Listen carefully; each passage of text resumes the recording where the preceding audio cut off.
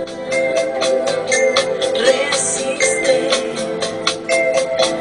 Víctor Jara, no calla, matador, matador.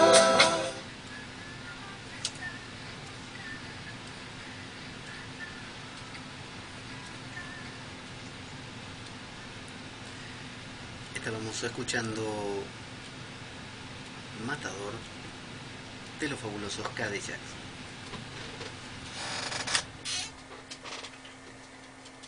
Estamos aquí en la Espada de Damocles reflexionando acerca de cristianismo, de San Pablo, Pablo de Tarso. Y bueno, hemos hecho un recorrido amplio por distintos estadios de la prédica de Pablo de Tarso.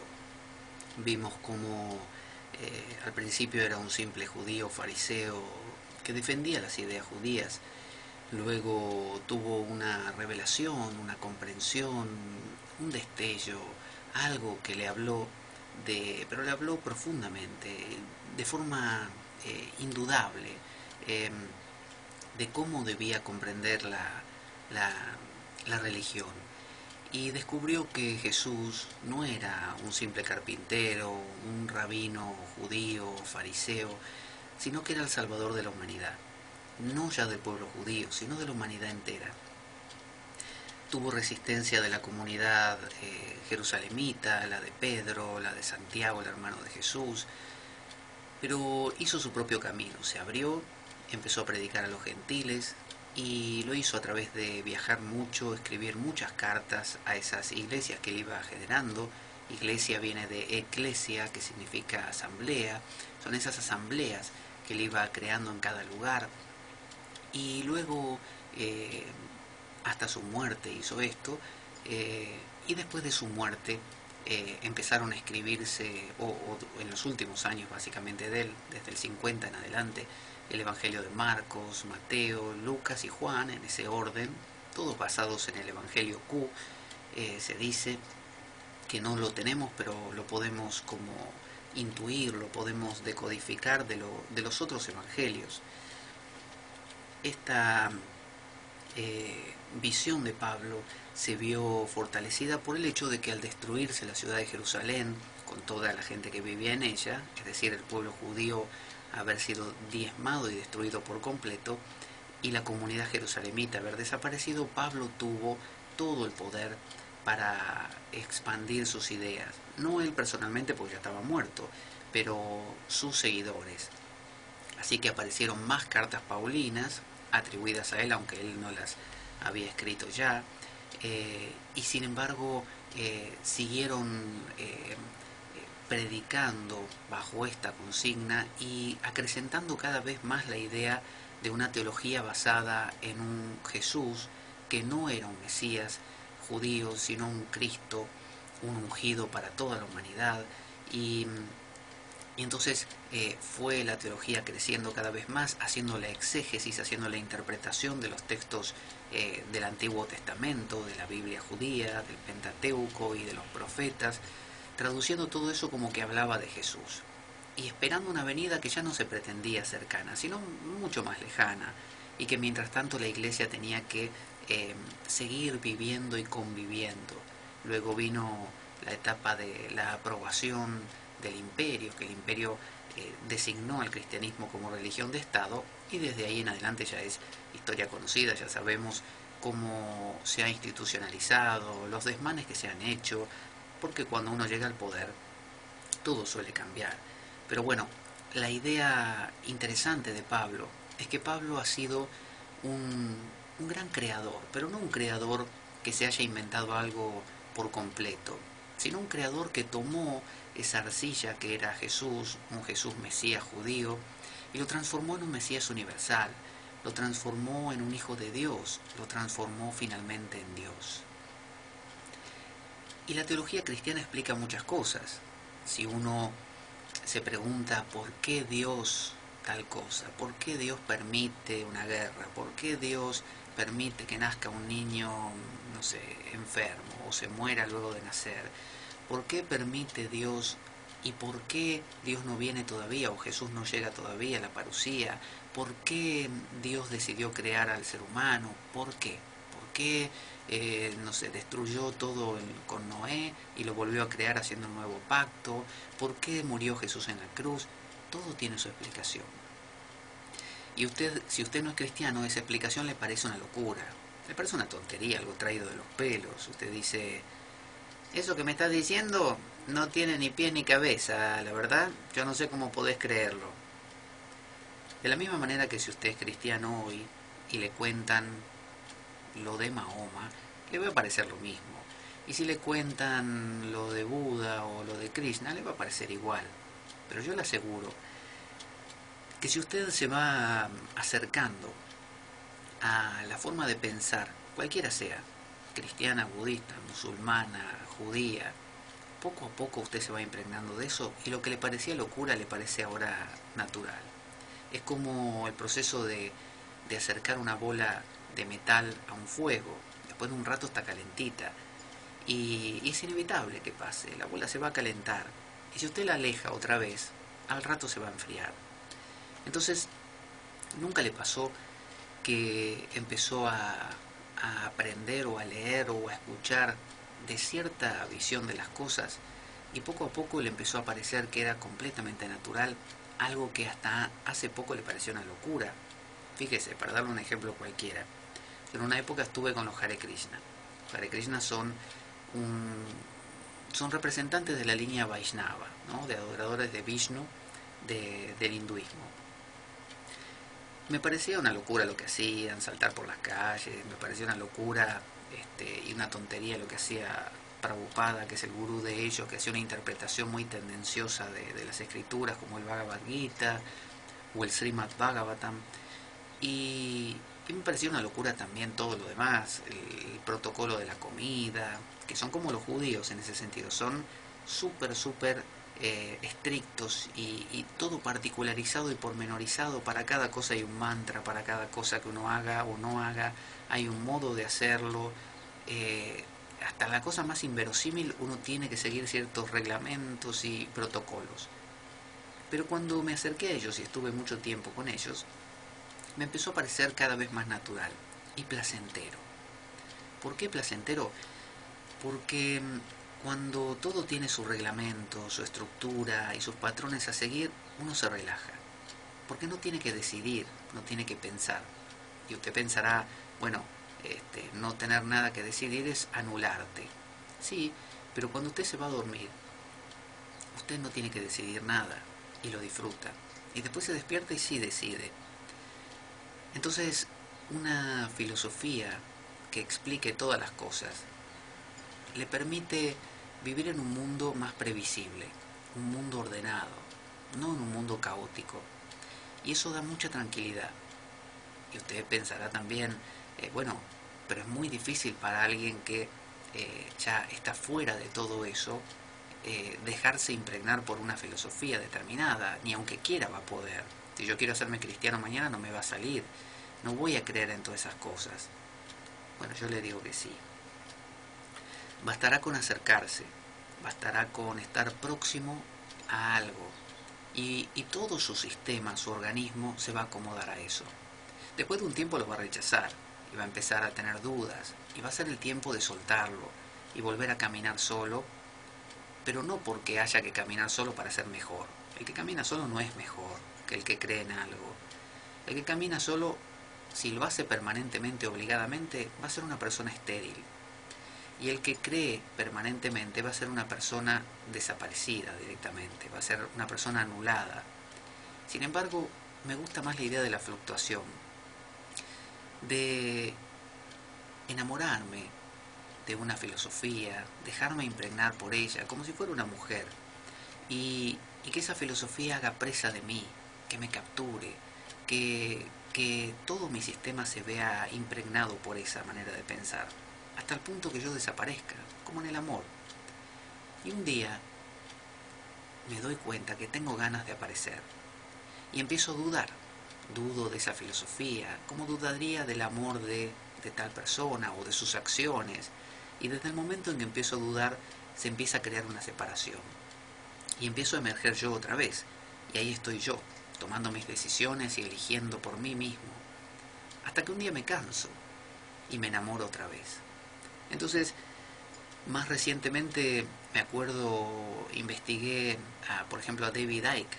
David Icke es un británico que habla mucho de los reptilianos, ¿no? De todas estas cosas de los extraterrestres, de la gente que vive en el interior de la Tierra, los intraterrenos, y de que los reptilianos están metidos con el nuevo orden mundial, metidos en los puestos de poder, intentando dominarnos a todos y cosas por el estilo.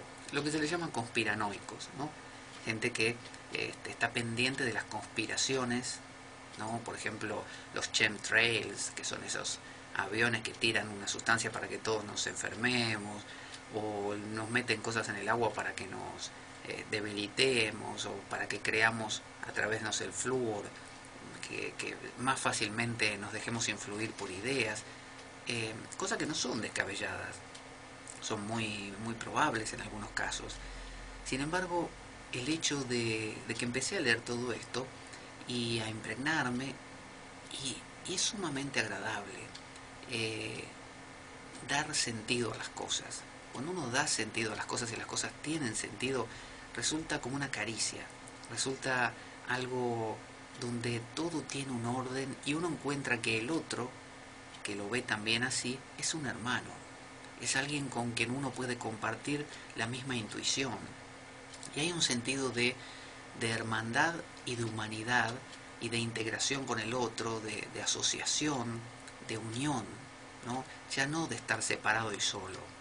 Entonces esto resulta muy placentero, y eso es lo que el cristianismo, por ejemplo, aportó para toda aquella gente que no tenía eso, o estaba desengañada de las religiones del Estado, las religiones romanas, o desengañado de las religiones mistéricas de la época que le exigían demasiado y eran para una élite con mucho dinero.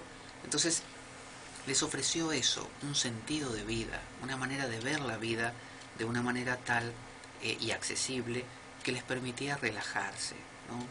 Entonces creo yo que toda filosofía de vida que explica las cosas no es más que una explicación entre tantas. El cristianismo no es mejor que el budismo o el islam o el hinduismo o el ateísmo o el cientificismo, ¿no? Porque hay gente tan fanática de la ciencia y tan ciega a otras cosas como el creyente en cualquier religión.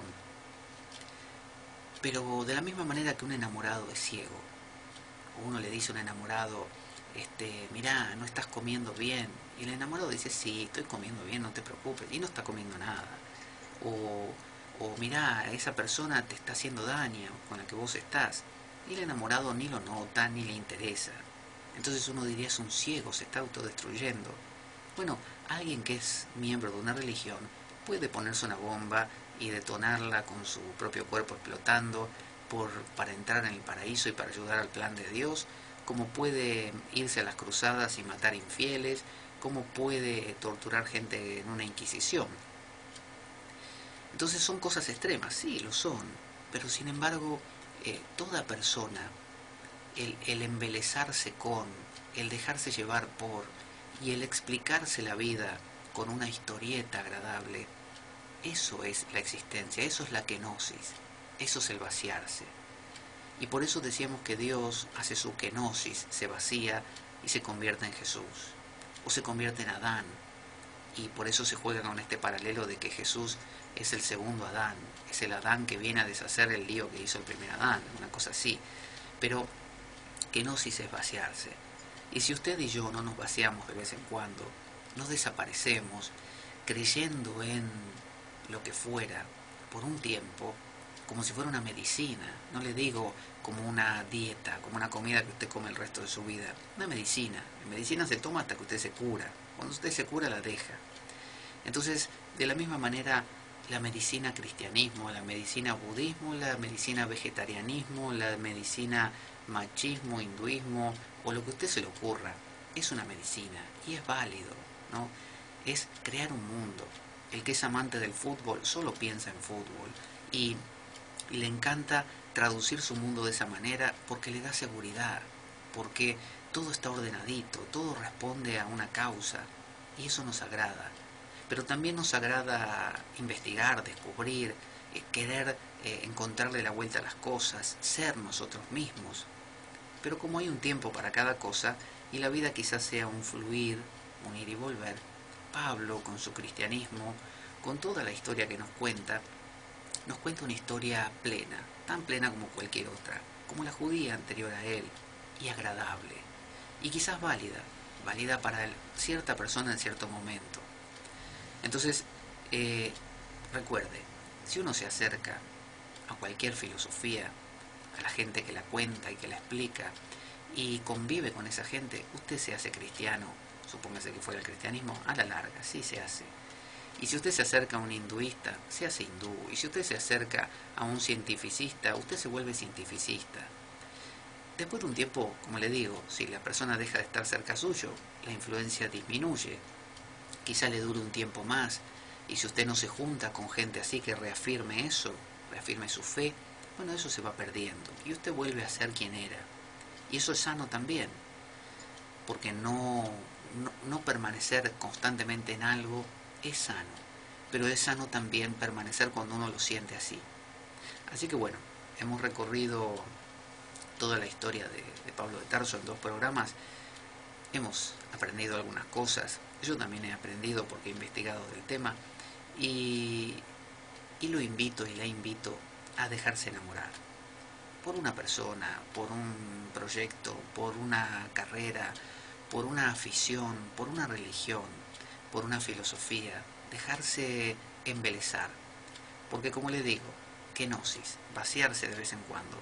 Si usted ve una película y todo el tiempo se está diciendo para sus adentros, estos son todos actores, es toda mentira, ninguno de los que está acá está sufriendo de verdad. Usted no se vació, usted no disfruta la película.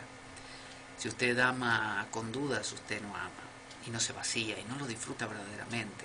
Entonces, no le digo que haga una kenosis total, quizás no, quizás parcial, pero esa parcialidad, aunque sea esa partecita, le va a dar como un respiro de usted mismo. Eso es la kenosis. Dios creó a Adán, Dios creó a Jesús o se expresó como Jesús con su kenosis porque estaba harto de sí mismo, ya tenía ganas de olvidarse de él y verse desde afuera como si no se conociese. Y de eso se trata la vida. Vamos a escuchar nuestra cortina musical para despedirnos. ¿A dónde la tenemos? Aquí. Muy bien. A ver. No, esa es la de Matador, que sigue sonando. ¿Dónde está Matador? A ver. Aquí. Vamos a darle un descanso a Matador. Y ahora sí, ahí está nuestra cortina.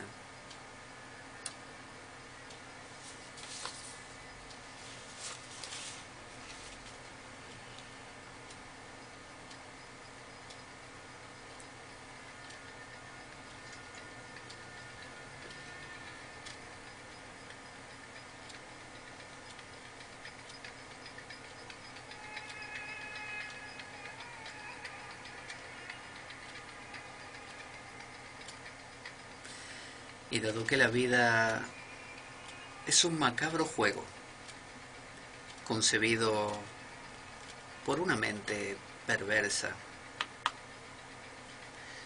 únete a nosotros el próximo domingo a las 3 de la tarde por Radio Cuca FM 107.3 aquí en Oviedo, España. Cuando escuches estas palabras: la espada de Damocles, la ficción más real que puedas concebir.